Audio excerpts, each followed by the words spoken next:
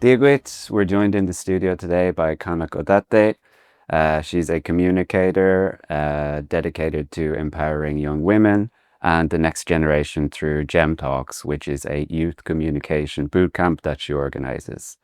As a multilingual scholar with a degree, master's degree in business luxury from France, she strives to connect Japan to the world through tradition, culture, and global vision. So, Tadde-san, welcome. Thank you very much for having me. So, I wanted to start off first by asking about your roots. So, you're a direct descendant of the feudal lord Date Masamune, correct? Yes. So, for viewers out there, maybe you're familiar with Date Masamune through anime or manga or things like that. He was the feudal lord with the eye patch and the crescent on his helmet. So, as a direct descendant, 21 generations Yes. removed, Yes, exactly. has that samurai heritage influenced your sense of identity or responsibility, like publicly or personally? Thank you very much for asking about my roots. Yeah. And it is literally my pride and honor to be the 21st generation descendant of Date Masamune. And at the same time, it deeply reflects on my own role or responsibility in society. So, as my grandfather taught me, and as I interpreted, the samurai spirit, as you may heard of that Yeah. before, it is not about the social status anymore. It is about the social purpose or self-discipline or selfless mind, I would say.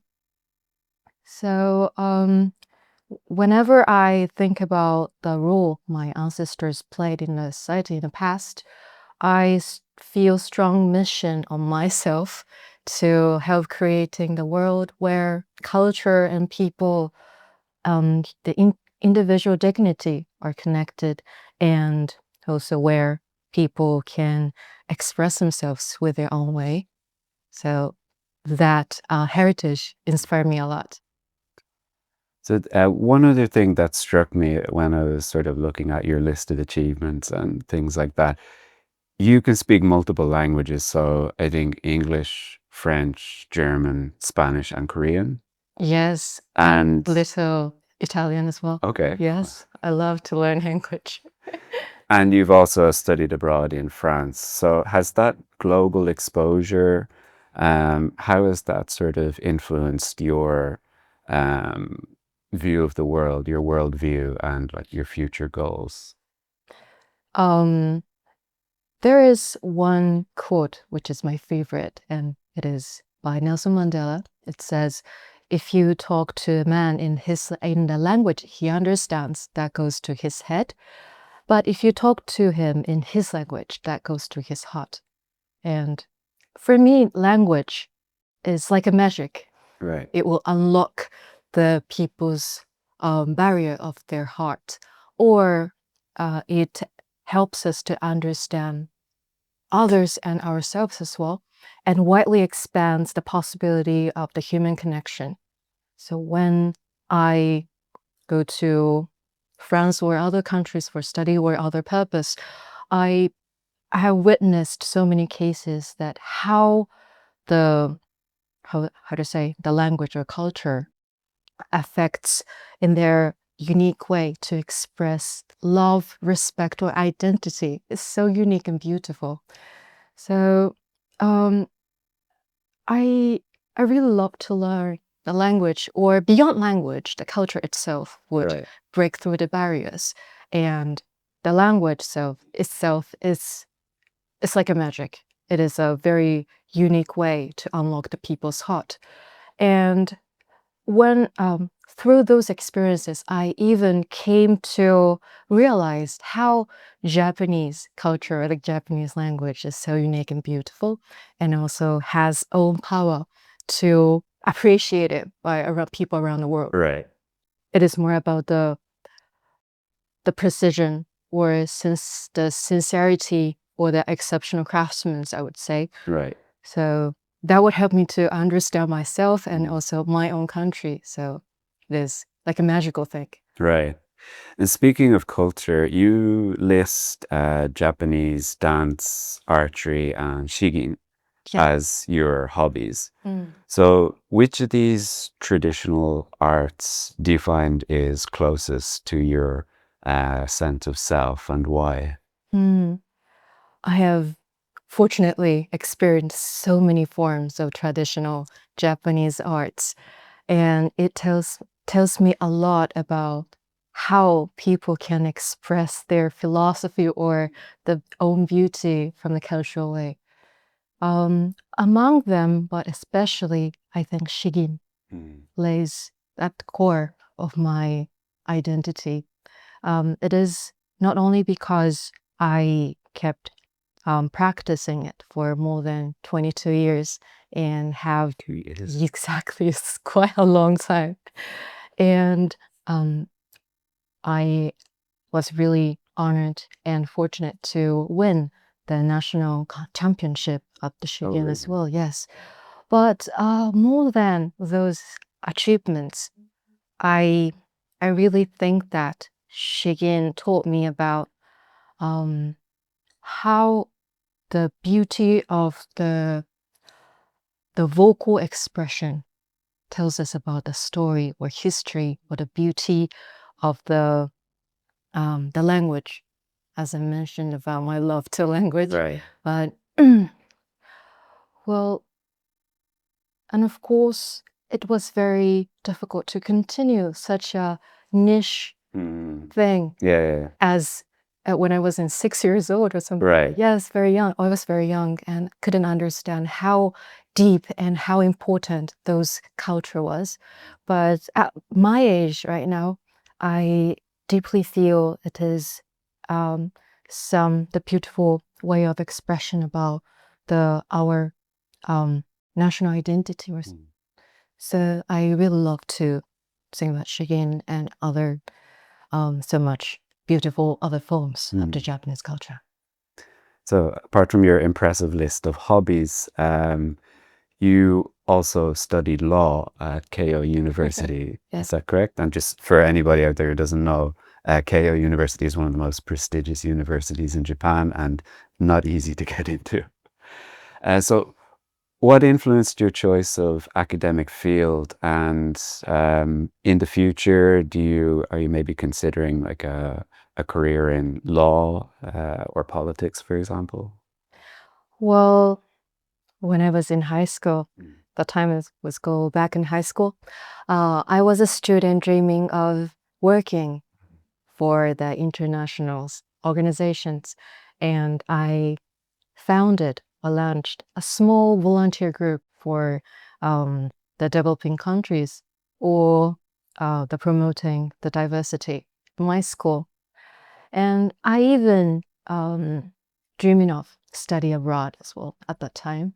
But the more I engaged internationally, the more I realized how little I can understand and I can express with my own words about Japan, and how difficult it was to articulate about Japan on its historical contexts or historical contexts um,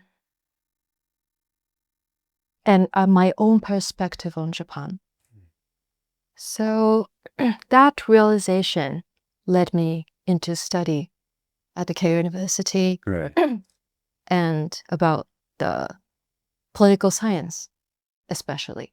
And well, maybe influenced by my roots, perhaps. Right. But I used to fascinated by how people interact and connect and how society structured. So my study at Keio was aligned with my own curiosity and my own dream.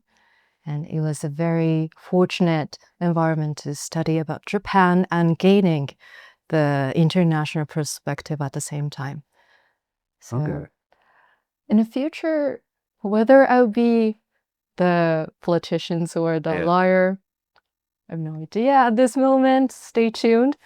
But but well, the way of thinking or the principles that told me, that the political science told me, always guide me everything what I do today, which is about the critical thinking or the delicate balance between the individual rights and social goods. So yeah, it helps me a lot. Right. And that leads me to my next question, JEM Talks. So you launched this initiative and you now serve as the executive producer, correct? Yes. So what inspired you to start this initiative and how has it shaped your thinking on youth leadership and social innovation? Well, the JEM Talks began with the very simple and pure wish to empower young women, the young high school girls, to develop their own way to express themselves by realizing their own beauty and strength and refine them. So that simple wish were born from my own experience, which was at the Miss World 2018, which I participated. So I represented Japan at the Miss World 2018, and I fortunately spent a month living with the 118 contestants from around the world. A month, exactly. It was a beautiful memory. And each woman who were chosen from their nation were said, "Oh, you are the most beautiful in in this nation." And that should mean that there is 118 standards of beauty. Right. But the thing we have to do during the contest is we need to choose only one queen of the year among this 118 beautiful women. So it is like, it seems like it is impossible to define only one like unified global standards of beauty, but we have to do. So I kept asking myself, what makes someone beautiful? And fortunately, I eventually found one X factor, which is that the person who speaks their own passion or beliefs with their own authentic words, with shining eyes, that person is remarkably beautiful and remarkably attractive. So the finding or the discovery that the self-expression or self-communication is the true beauty. That finding also freed me from the Japanese traditional stereotype of the beauty standards. And also it was the key driving force to make the JEM Talks project. Wow. Yeah, I wouldn't like the job of having to pick one woman from 118. Like, it's a tough job. Yeah. But just on the subject of the Miss World 2018, you broke new ground for Japan by winning the talent section by singing opera. So opera is also another big part of your life. So first, what first drew you to opera and how do you continue to nurture that passion today? Well, my journey with opera began unexpectedly, to be honest. As I trained Shigin for many years, Shigin, we use the chest voice for Shigin, and I completely forgot how to produce the head voice. I couldn't make the head voice anymore. Right. So to train my head voice, I went to the vocal training class, and that was the first time to encounter with the opera, the world of opera. And fortunately, I had the chance or opportunity to join the concert, or I even had the opportunity to help to hold the solo recital as well. So it is kind of fun hobby for me. So at the 2018 Miss World, when you were singing opera, what was going through your mind during that moment, and how did it impact your trajectory afterward?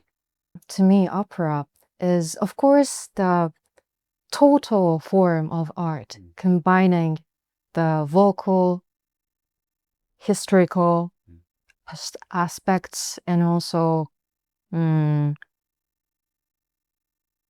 stories and beautiful, any kinds of beautiful forms are combined into one art forms, which is opera. So I truly admire this beautiful art. And at the same time, I feel that it is the ultimate form of vocal expression. It pushes the voice to its limit and beautifully and delicately paints the emotions and the atmosphere. Also, it describes the storytelling with your voice. So it is really directly connects to my own curiosity, which is vocal or oral communication. So it tells me a lot about how to connect people with your voice. So looking ahead, are you kind of planning in any way to combine all these interests? So, for example, opera, traditional arts, legal studies, global advocacy, into a single mission? And if you are, what would that look like? How do you kind of imagine that? Well, my mission or ambition is to build or to contribute, making a society where people can advocate their own beliefs by their own authentic words and believe in their own potentials. So to realize this dream or my mission, I believe that JEM Talks is one key steps I can provide to the next generations so that they can train themselves, have a chance to develop themselves or realize the needs of developing their own voice. So yeah, that is my pure wish and also my mission for the future. Perfect. Thank you very much. Thank you very much. This has been 20 Minutes with Kanako Date. Thanks for watching.